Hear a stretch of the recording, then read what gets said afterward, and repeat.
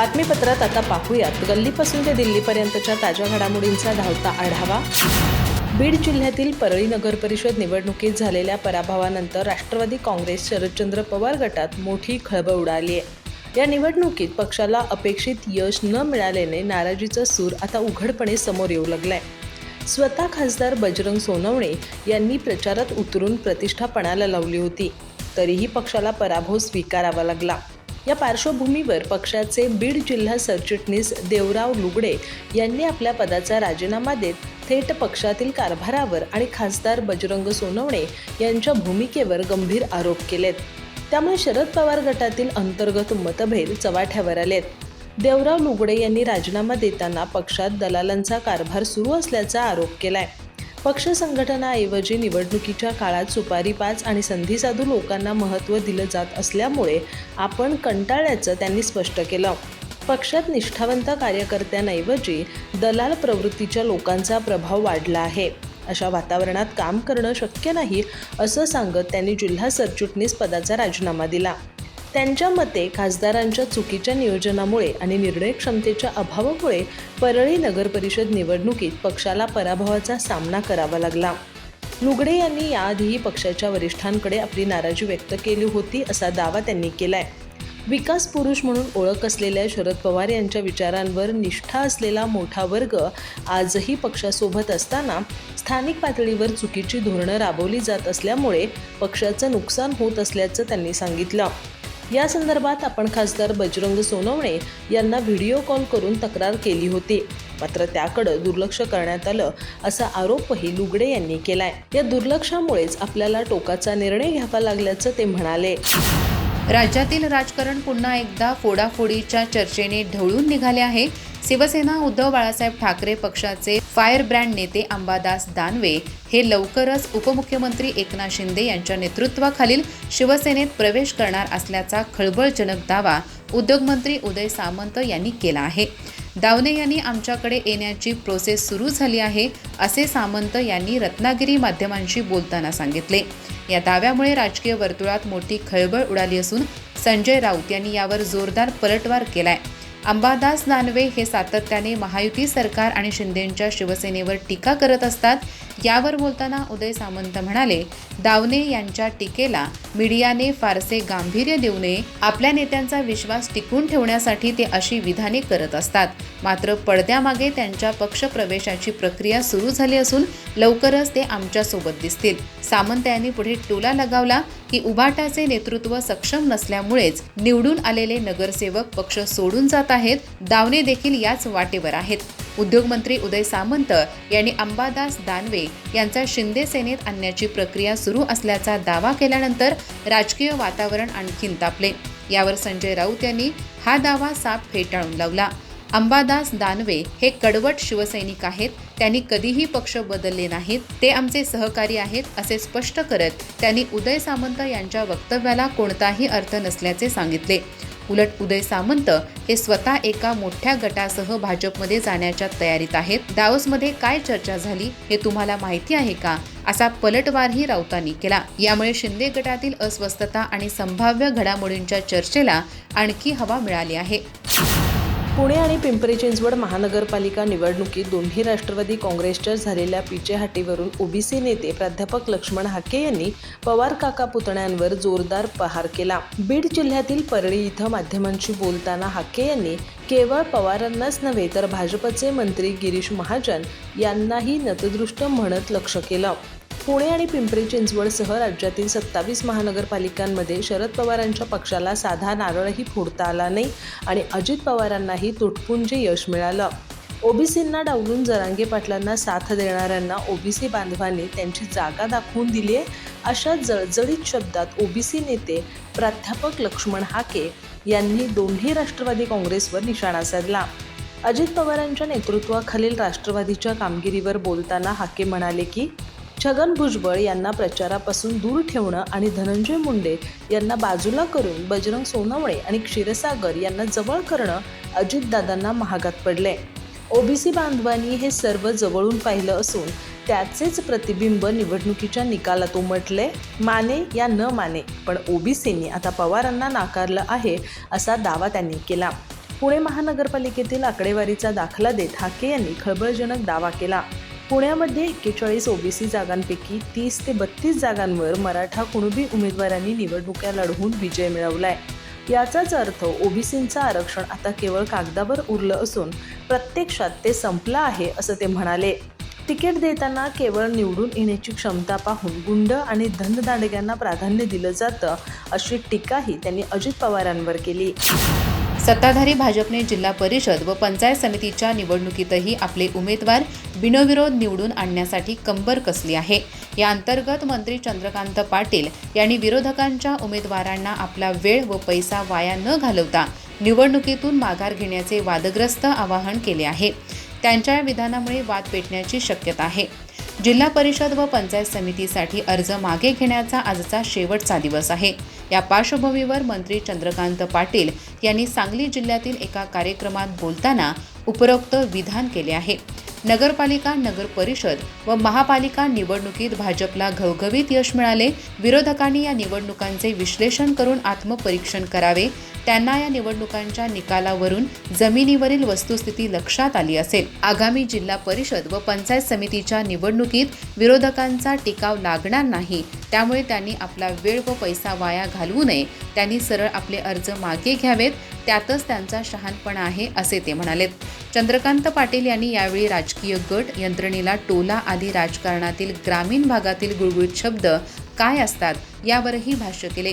मला ग्रामीण भागातील राजकारणाची चांगलीच माहिती आहे. गट टिकवणे असो वा यंत्रणा कामाला लावणे किंवा बळ देणे असो, हे सर्व शब्द मी जवळून अनुभवलेत. विरोधक आपली संपूर्ण यंत्रणा आर्थिकी ताकद लावून थकतील, पण जनतेचा कौल त्यांना बदलता येणार नाही. शेवटी विकासाचाच विजय होईल. केंद्र व राज्य सरकारच्या विविध लोककल्याणकारी योजनांचा लाभ तळागाळापर्यंत पोहोचला आहे. बदलत्या काळाची चाहूल ओळखत आणि पर्यावरणपूरक भविष्यासाठी ठोस पाऊल टाकत राज्याचे परिवहन मंत्री तथा एसटी महामंडळाचे अध्यक्ष प्रताप सरनाईक यांनी मंगळवारी एसटीच्या जागेवर उभारल्या जाणाऱ्या किरकोळ इंधन विक्री केंद्रांवर चार्जिंग स्थानकांना प्राधान्य देण्याचे महत्त्वपूर्ण निर्देश दिले. मंत्रालयातील आपल्या दालनात आयोजित बैठकीत ते बोलत होते.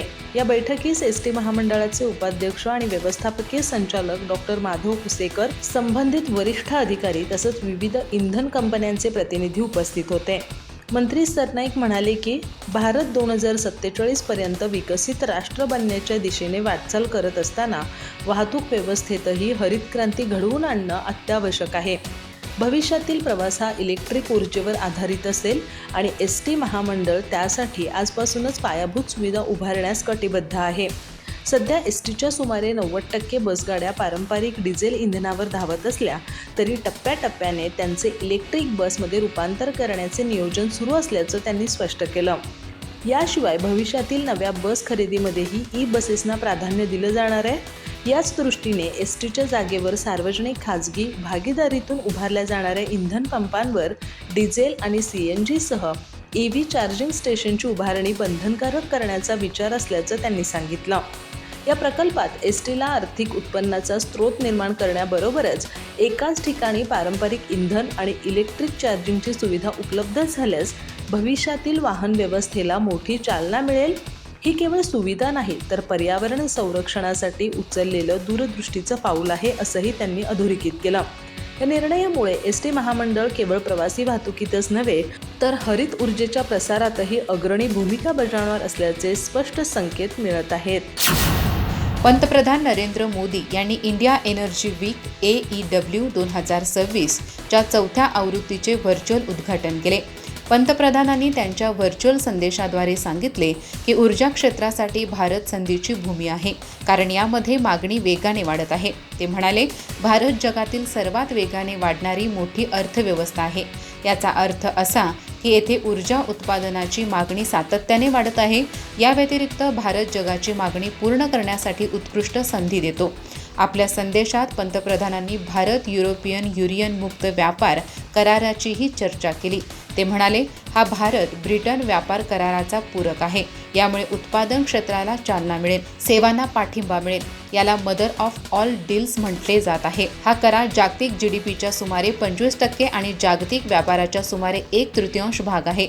हा करार मुक्त व्यापार करार भारतातील 140 कोटी लोकांसाठी आणि युरोपीय देशातील कोट्यावधी लोकांसाठी प्रचंड संधी घेऊन येतो. हा लोकशाही आणि कायद्याच्या राज्यासाठीच्या आमच्या वचनबद्धतेलाही बळकट करतो. इंडिया एनर्जी वीक 2026 जागतिक ऊर्जा प्रदर्शन आणि परिषद आहे. हे 30 जानेवारीपर्यंत चालणार आहे. यात 75,000हून अधिक ऊर्जा व्यावसायिक, 700हून अधिक प्रदर्शक, 550हून अधिक तज्ज्ञ वक्ते सहभागी होणार आहेत. 3 दिवसात 120हून अधिक सत्रे, 12हून अधिक आंतरराष्ट्रीय देशाचे पॅव्हेलियन, 11 विषयक झोन असतील, ज्यात तेल आणि वायू, नवीकरणीय ऊर्जा, हायड्रोजन, बायोफ्युएल, विद्युतीकरण, डिजिटायझेशन, AI आणि नेट झिरो मार्ग यांचा समावेश आहे. सत्ताधारी शिवसेनेच्या नेत्या शीतल म्हात्रे यांनी भाजप नेते तथा मंत्री गणेश नाईक यांनी एकनाथ शिंदेंवर केलेली टीका जोरकसपणे फेटाळून लावली आहे. गणेश नाईक यांचं अस्तित्व फक्त नवी मुंबईपुरतं मर्यादित आहे. ते तिथं स्वतः 3 वेळा हरले, त्यांची मुलंही 2 वेळा हरली. त्यानंतर आता स्वतःचे नामोनिशाण मिटू नये म्हणून ते भाजपच्या वळचणीला गेलेले आहेत असं त्यांनी म्हटलं आहे. या प्रकरणी त्यांनी गणेश नाईकांचा उल्लेख नवी मुंबईचे मिस्टर 5% म्हणूनही केला. भाजपचे ज्येष्ठ नेते तथा राज्याचे वनमंत्री गणेश नाईक यांनी सोमवारी उपमुख्यमंत्री एकनाथ शिंदे यांच्यावर तिखट हल्ला चढवला होता. भाजपने परवानगी दिली तर मी यांचे नामोनिशाण मिटवून टाकेन. आज पुन्हा मीही बोलत आहे असं ते म्हणाले होते. या पार्श्वभूमीवर शीतल म्हात्रे यांनी त्यांच्यावर तिखट हल्ला चढवलाय. शीतल म्हात्रे म्हणाल्या, गणेश नाईक यांचं अस्तित्व फक्त नवी मुंबईपुरतं मर्यादित आहे. तिथं ते स्वतः 3 वेळा हरले, त्यांची मुलंही 2 वेळा हरली. त्यामुळं स्वतःचा नामोनिशाण मिटू नये म्हणून आता ते भाजपच्या वळचणीला गेलेत. गणेश नाईकांनी एकनाथ शिंदेंवर बोलू नये. आपल्या हाताखाली असलेला एक सर्वसाधारण कार्यकर्ता आज महाराष्ट्राचा मुख्यमंत्री आणि त्यानंतर उपमुख्यमंत्री होऊन प्रत्येकाच्या गळ्यातील ताईत झालाय. हे त्यांना बघवत नाही. त्यामुळं त्यांनी सूर्यावर थुंकण्याचा प्रयत्न सुरू केला आहे. परंतु त्यांनी हे विसरू नये की ही थुंकी त्यांच्याच तोंडावर पडणार आहे. शीतल म्हात्रे पुढे म्हणाल्या, गणेश नाईक यांना नवी मुंबईत मिस्टर 5% म्हणून ओळखलं जातं. या भागात जे कोणते प्रोजेक्ट सुरू होतात त्यातील 5% जोपर्यंत नाईकांना दिले जात नाहीत तोपर्यंत तो प्रोजेक्ट सुरू होत नाही असं मी नव्हे तर नवी मुंबईकर म्हणतात. या उलट एकनाथ शिंदे संपूर्ण महाराष्ट्रात लाडके भाऊ म्हणून बहिणींच्या गळ्यातील ताईत झालेत. ते जिथं जातात तिथं महिलांची त्यांना भेटण्यासाठी गर्दी होते. परंतु गणेश नाईक जिथं जातात तिथून महिला पळून जातात, महिला त्यांच्यापासून दूर जातात. याचं कारण म्हणजे त्यांच्यावर असलेले गंभीर गुन्हे. उपमुख्यमंत्री एकनाथ शिंदे यांच्या नेतृत्वातील सत्ताधारी शिवसेनेचे मुंबईतील नगरसेवक आज आपला स्वतंत्र गट स्थापन करणार आहेत. शिंदे गटाने यासंबंधी भाजपसोबत संयुक्त गट नोंदणी करण्याचा प्रस्ताव फेटाळून लावला आहे. पुढील 5 वर्षे भाजपच्या दबावात राहण्यापेक्षा आपल्या वाट्याला येईल ते स्वीकारून स्वतःचे अस्तित्व जपायचे ही या मागची शिंदे गटाची रणनीती असल्याचा दावा केला जात आहे. मुंबई महापालिकेच्या निवडणूक निकालाला 10 दिवस लोटलेत, पण अद्यापही सत्ताधारी भाजप व शिंदे गटाने आपल्या नगरसेवकांची गटनोंदणी केली आहे. हे दोन्ही पक्ष कोकण आयुक्तांकडे संयुक्त गटनोंदणी करतील अशी माहिती होती. पण आता शिंदे गट स्वतःच्या पक्षाचे स्वतंत्र अस्तित्व जपण्यासाठी स्वतंत्र गटनोंदणी करणार आहे. त्यानुसार मुंबई महापालिकेतील शिंदे गटाचे सर्व नवनिर्वाचित नगरसेवक आज कोकण आयुक्तांकडे जाऊन आपला स्वतंत्र गट स्थापन करणार आहेत. शिंदे गटाने या प्रकरणी भाजपसोबत मिळून एकच गट स्थापन करण्याचा प्रस्ताव धुडकावून लावला आहे. यासंबंधीच्या माहितीनुसार भाजप व शिंदे गटात सध्या BMCच्या महापौरपद, उपमहापौरपद, विविध वैधानिक व विशेष समित्यांच्या अध्यक्षपदासह सदस्य संख्येप्रकरणी चर्चा सुरू होती. विशेषतः या प्रकरणी पालिकेच्या तिजोरीच्या चाव्या असलेल्या स्थायी समितीमधून सदस्य संख्येवर गणिते मांडली जात होती. सध्याच्या रचनेनुसार स्थायी समितीत सत्ताधारी व विरोधकांची सदस्य संख्या समसमान येत आहे. शिक्षण समितीचे अध्यक्ष हे पदसिद्ध सदस्य असल्याने सत्ताधारी गट केवळ एका सदस्याने आघाडीवर आहे. शिक्षण समिती अध्यक्ष वगळता सत्ताधारी व विरोधकांचे प्रत्येकी 13 सदस्य स्थायी समितीवर जातील अशी स्थिती आहे. अधिक माहिती आणि ताज्या घडामोडींसाठी आजच आमचे चॅनल सबस्क्राईब करा.